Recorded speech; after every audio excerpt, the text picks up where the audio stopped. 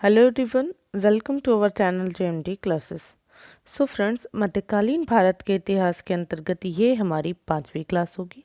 इसके पहले हमारी चौथी क्लास में हमने गुलाम वंश के बारे में डिस्कस किया था, जिसमें हमने 2 शासकों के बारे में बात की थी। पहला शासक था कुतुबुद्दीन ऐबक और दूसरा था इल्तुतमिश। आज हम इसके आगे से बात करेंगे। गुलाम वंश को हम आज कंप्लीट कर लेंगे। हमारी अगली क्लास खिलजी वंश के ऊपर होगी। ठीक है फ्रेंड्स, अगर आपने हमारा पिछला वीडियो नहीं देखा है तो ज़रूर देखिएगा। तो चलिए स्टार्ट करते हैं। अगर हम बात करते हैं इल्तुतमिश की, तो इल्तुतमिश की जब मृत्यु होती है तो उसके बाद अमीर वर्ग ने इल्तुतमिश के बेटे रुकनुद्दीन फिरोज को शासक बना दिया था। ठीक है फ्रेंड्स, किसको? रुकनुद्दीन फिरोज को शासक बना दिया था। लेकिन फिरोज जो है ये अयोग्य शासक था। फिरोज के शासनकाल में संपूर्ण शक्तियाँ इसकी माँ शाह तुर्कान के हाथों में आ गई थी। फिर हुआ क्या कि एक दिन शुक्रवार को नमाज के दौरान रजिया ने लाल वस्त्र धारण करके जनता से सहायता मांगी तथा जनता की सहायता से रुकनुद्दीन फिरोज को गद्दी से हटा करके स्वयं शासिका बनी। और दिल्ली सल्तनत में ये प्रथम अवसर था जब दिल्ली की जनता ने स्वयं अपना शासक चुना। तो जो रजिया सुल्तान थी ये मध्यकालीन भारत की प्रथम मुस्लिम महिला शासिका थी जिसने शासन की बागडोर संभाली। ठीक है फ्रेंड्स, चलिए आगे देखते हैं। रजिया गद्दी पर बैठते समय कुबा यानी कि कोट और कुलाह यानी कि टोपी धारण करती थी। इसी वजह से अमीर वर्ग रजिया का विरोध करता था, अर्थात अमीर वर्ग इनसे नाराज रहता था। तीसरा पॉइंट जो कि बहुत ज़्यादा इम्पॉर्टेंट है गाइस, रजिया ने राज्य की शक्ति को सुल्तान के हाथों में केंद्रित करने पर बल दिया था। किसने? रजिया ने राज्य की शक्ति को सुल्तान के हाथों में केंद्रित करने पर किसने बल दिया था? रजिया सुल्तान ने। गुलाम वंश की प्रथम शासिका एवं मध्यकालीन भारत की प्रथम महिला मुस्लिम शासिका थी रजिया सुल्तान। चलिए आगे चलते हैं। रजिया को सत्ताच्युत करने में तुर्कों का ही हाथ था। ठीक है, तो ये भी आप याद रखिएगा, बाय फैक्ट इसे बहुत अच्छे से ध्यान रखिएगा। मलिक जमालुद्दीन याकूत को अमीर आखूर नियुक्त किया गया था। किसके द्वारा? रजिया सुल्तान के द्वारा। रजिया सुल्तान ने अमीर आखूर नियुक्त किया था। किसको? जमालुद्दीन याकूत को। अमीर आखूर का मतलब होता है अस्साला का प्रधान। एतगीन को रजिया ने बदायूं का गवर्नर बनाया था और उपाधि दी थी अमीर हाजिब की। ठीक है फ्रेंड्स, तो एतकीन की उपाधि क्या थी? अमीर हाजिब की उपाधि दी थी और बदायूं का गवर्नर बनाया था। अगले हैं अल्तुनिया। अल्तुनिया को रजिया ने भटिंडा का सूबेदार नियुक्त किया था तथा बाद में अल्तुनिया के साथ इनको विवाह भी करना पड़ा। ठीक है, रजिया के खिलाफ जो प्रथम विद्रोह है वो लाहौर के सूबेदार कबीर अयाज खान ने किया था। सूबेदार नहीं गाइस, लाहौर के गवर्नर कबीर अयाज खान ने किया था। ठीक है, चलिए आगे देखते हैं। कुछ बहुत सारे इंपॉर्टेंट पॉइंट है गाइस, तो आप इसको ध्यान रखिएगा। जैसे कि रजिया के वजीर का नाम मुजहब उद्दीन था। मुजहब उद्दीन ये रजिया के वजीर थे। रजिया ने अपने सिक्कों पर उम्दत उल निस्बा की उपाधि धारण की थी। उम्दत उल निस्बा की उपाधि किसने धारण की थी? रजिया ने धारण की थी। रजिया ने बलबन को अमीर शिकार का पद दिया था। ठीक है, रजिया ने बलबन को अमीर शिकार का पद प्रदान किया था। अल्तुनिया के साथ पंजाब जाते समय कैथल, जो कि हरियाणा में पड़ता है, कैथल में डाकुओं ने इन दोनों की हत्या कर दी है। किसकी? रजिया की और अल्तुनिया की। ठीक है, चलिए आगे चलते हैं। एल्फिंस्टन ने कहा था, एल्फिंस्टन एक इतिहासकार हैं, उन्होंने रजिया के बारे में कहा था कि रजिया यदि महिला नहीं होती तो रजिया का नाम भारत के महान शासकों में होता। ठीक है, चलिए।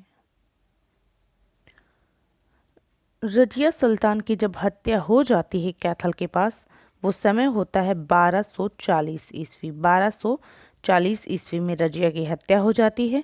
रजिया की हत्या के बाद मुइजुद्दीन बहराम शाह वो पद संभालता है। मुइजुद्दीन बहराम शाह जो है ये गद्दी पर बैठता है। इसके जो कार्य हैं वो बहुत इम्पॉर्टेंट नहीं हैं, बस 2 ही कार्य हैं जो इसके इम्पॉर्टेंट हैं, वो आप जान लीजिए। नायब ए ममलकत का जो नया पद है वो सृजित किया था किसने?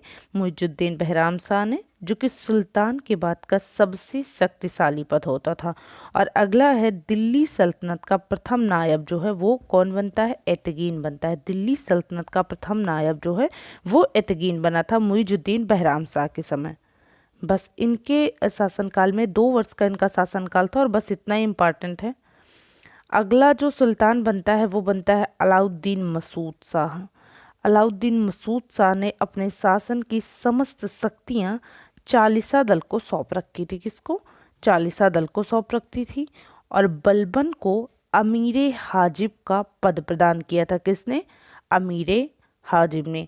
हालांकि बलबन ने ही अलाउद्दीन मसूद शाह को 1246 ईस्वी में षड्यंत्र रचकर इसकी हत्या करवा दी थी। किसकी? अलाउद्दीन मसूद शाह की। और नासिरुद्दीन महमूद को दिल्ली सल्तनत का सुल्तान बना दिया था। ठीक है फ्रेंड्स, चलिए अब हम जानते हैं नासिरुद्दीन महमूद के बारे में। नासिरुद्दीन महमूद ने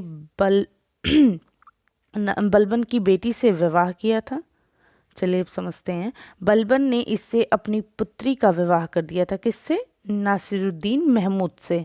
और शासन की समस्त शक्तियां किसके हाथों में थी? बलबन के ही हाथों में आ गई थी। इसके बाद से बलबन को नायब ए ममलकत का पद व उलूग खान की उपाधि दी थी। किसने? नासिरुद्दीन महमूद ने। नायब ए ममलकत का पद नासिरुद्दीन महमूद ने दिया था और उलूग खान की उपाधि भी दी थी। किसको? बलबन को। महमूद को उसके साधारण जीवन के कारण दरवेश राजा की उपाधि भी दी जाती है। दरवेश राजा भी कहा जाता था। किसको? नासिरुद्दीन महमूद को, उसके साधारण जीवन की वजह से। चलिए आगे चलते हैं। महमूद की मृत्यु हो जाती है कब? 1265 ईस्वी में। ठीक है फ्रेंड्स, 1265 ईस्वी में जब महमूद की मृत्यु हो जाती है तो बलबन जो है वो गुलाम वंश का अगला सुल्तान बनता है। तो चलिए अब हम डिटेल में डिस्कस करेंगे बलबन के बारे में, क्योंकि इससे बहुत सारे प्रश्न पूछे गए हैं गाइस, तो आप बहुत ध्यान से समझिएगा। ठीक है, अगर हम बात करें बलबन की तो बलबन का जो मूल नाम है वो बहाउद्दीन था और इसका समय जो है वो 1265 से 1287 ईस्वी है। ठीक है, बलबन जो है ये इल्तुतमिश का गुलाम था और चालीसा दल का गठन जब इल्तुतमिश ने किया था तो चालीसा दल का सदस्य भी था। कौन? बलबन इल्तुतमिश के चालीसा दल का सदस्य भी था और ये इल्तुतमिश का गुलाम था। तुर्कान ए चहलगानी का विनाश भी किसने किया था? बलबन ने किया था। ठीक है, गयासुद्दीन बलबन के नाम से बलबन गद्दी पर बैठता है, सुल्तान बनता है। बलबन स्वयं को उच्च कुल का मानता है। ईरान के अफरासियाज वंशज का मानता है। किसको? स्वयं को। ठीक है, अगर हम बात करते हैं बलबन के प्रारंभिक जीवन की तो बचपन में मंगोलों द्वारा पकड़ लिया गया था। किसको? बलबन को बचपन में मंगोलों द्वारा पकड़ लिया गया। फिर गजनी में बसरा के ख्वाजा जमालुद्दीन ने बलबन को खरीदा था। कहाँ पे? गजनी में खरीदा था। 1232 में बलबन दिल्ली लाया गया था और 1233 ईस्वी में ग्वालियर विजय के बाद इल्तुतमिश ने बलबन को खरीदा था। कब? 1233 ईस्वी में ग्वालियर विजय के बाद। अब बात करते हैं इनके पद और वैवाहिक संबंधों के बारे में। तो इल्तुतमिश के समय जो बलबन है ये खसदार के पद पर था। फिर रजिया के समय इसको अमीर शिकार नियुक्त किया गया था। बहराम शाह ने इसको अमीर आखूर नियुक्त किया था और नासिरुद्दीन महमूद ने तो इसको उलूग खान की उपाधि दी थी। और 1249 ईस्वी में बलबन ने अपनी पुत्री का विवाह नासिरुद्दीन महमूद से कर दिया। ठीक है फ्रेंड्स, तो चलिए आगे चलते हैं, बात करते हैं इनके राजत्व के सिद्धांतों की। तो बलबन ने रक्त व लौह की नीति अपनाई थी। तो इससे बहुत इंपॉर्टेंट क्वेश्चन बनता है और बहुत बार पूछा भी गया है। रक्त व लौह की नीति किस शासक ने अपनाई थी? तो दिल्ली सल्तनत के बलबन ने अपनाई थी रक्त व लौह की नीति, गुलाम वंश के बलबन ने अपनाई थी। ये बहुत अच्छे से याद रखिएगा। बलबन कहता है कि सुल्तान ईश्वर का प्रतिनिधि होता है। पृथ्वी पर सुल्तान ईश्वर का प्रतिनिधि होता है, इसलिए सुल्तान का निरंकुश होना आवश्यक है। अगला है सिजदा व पाबोस प्रथा की शुरुआत वो किसने करी थी? वो बलबन ने ही करी थी। सिजदा व पाबोस प्रथा की शुरुआत बलबन ने ही करी थी। बलबन ने स्वयं को नायब एक खुदाई का पद दिया था और जिल्ले इलाही की उपाधि धारण की थी। जिल्ले इलाही या पर्रे इज़्दी भी कहा जाता है, उसकी उपाधि धारण की थी किसने? बलबन ने। मध्यकालीन भारत का पहला सुल्तान था बलबन, जिसने जिल्ले इलाही या पर्रे इज़्दी की उपाधि धारण की थी। ठीक है फ्रेंड्स, चलिए आगे चलते हैं। फारसी त्योहार नवरोज उत्सव जो है वो किसने मनाया था? बलबन ने ही मनाया था। फारसी त्योहार नवरोज उत्सव मनाना किसने प्रारंभ किया था? बलबन ने प्रारंभ किया था। चालीसा दल का गठन भी किसने किया था? वो भी बलबन ने ही किया था। चालीसा दल का गठन इल्तुतमिश ने किया था, लेकिन चालीसा दल का दमन जो है वो बलबन ने किया था। ठीक है। दीवाने अर्ज नामक सैन्य विभाग की स्थापना ये बलबन ने करी थी। ये बहुत इंपॉर्टेंट पॉइंट है। सामंतों की जमाखोरी पर नज़र रखने के लिए बलबन ने दीवान ए बरीद नामक गुप्तचर विभाग की स्थापना की थी। तो दीवान ए बरीद नामक गुप्तचर विभाग की स्थापना किस शासक ने की थी? बलबन ने की थी।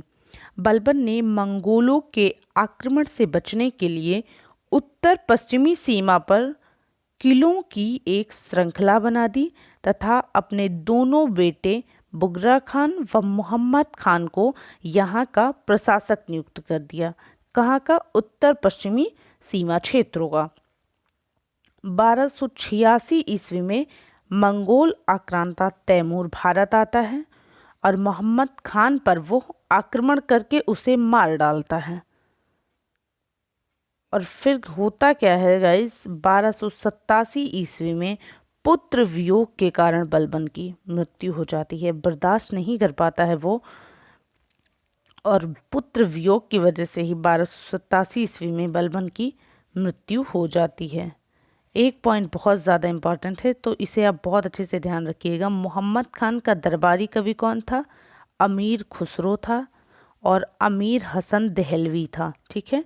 अमीर खुसरो को तूतिए हिंद कहा जाता है या तोताए हिंद कहा जाता है, और अमीर हसन दहलवी को भारत का शादी भी कहा जाता है। ठीक है। बलबन के बाद बलबन की मृत्यु हो जाती है 1287 ईस्वी में, और फिर कैकुबाद शासक बनता है। कैकुबाद कौन था? तो मोहम्मद खान का जो है ये बेटा था कैकुबाद, और मोहम्मद खान जो है ये किसका बेटा था? बलबन का बेटा था। कैकुबाद इनका बेटा था।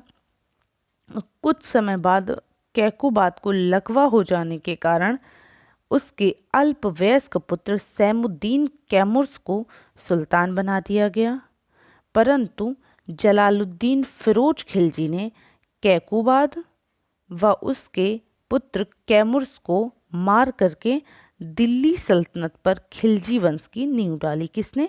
जलालुद्दीन फिरोज खिलजी ने। तो गुलाम वंश आज यहीं तक था गाइस। अगले क्लासेस में हम बात करेंगे खिलजी वंश की, और गुलाम वंश तो समाप्त ही हो गया है। खिलजी वंश और बाकी जितने भी वंश हैं दिल्ली सल्तनत के, उन पर हम डिस्कस करेंगे। अगर आपको क्लास अच्छी लगती है तो लाइक ज़रूर कीजिएगा। Thanks for watching. Thank you so much.